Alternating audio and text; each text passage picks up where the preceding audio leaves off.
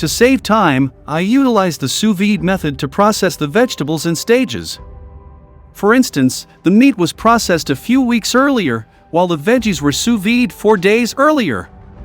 However, if you're making an all-veggies kishka, a much simpler method is to toss all the vegetables onto a sheet pan with some fat and roast them.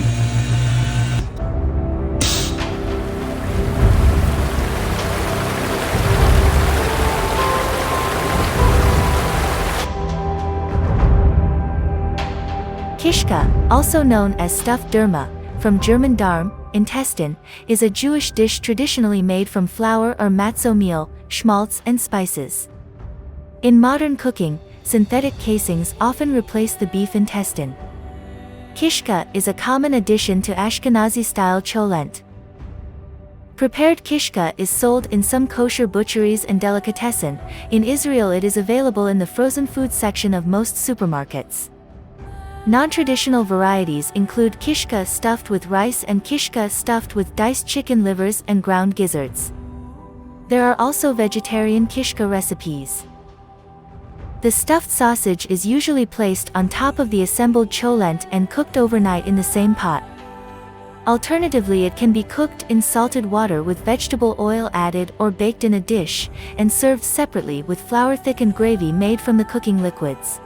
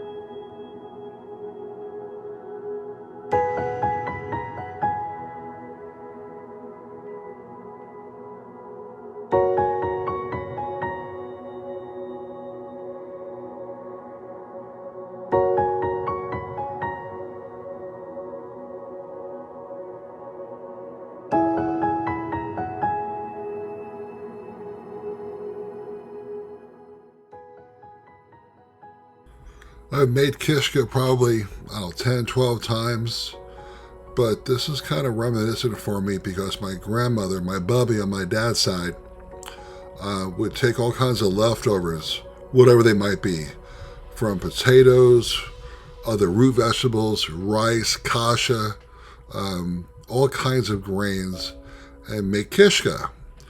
Probably a way to make food last a little bit longer. My other bubby, my mom's mom, terrible cook. I don't think the thought would ever cross her mind to make Kishka.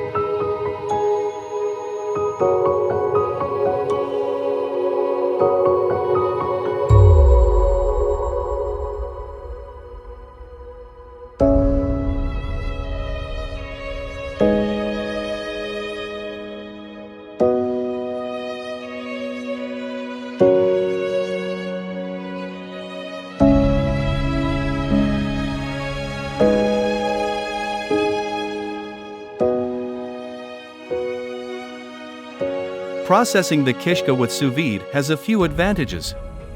It helps to set the egg, making it easier to slice, and also increases the shelf life of the product in the refrigerator.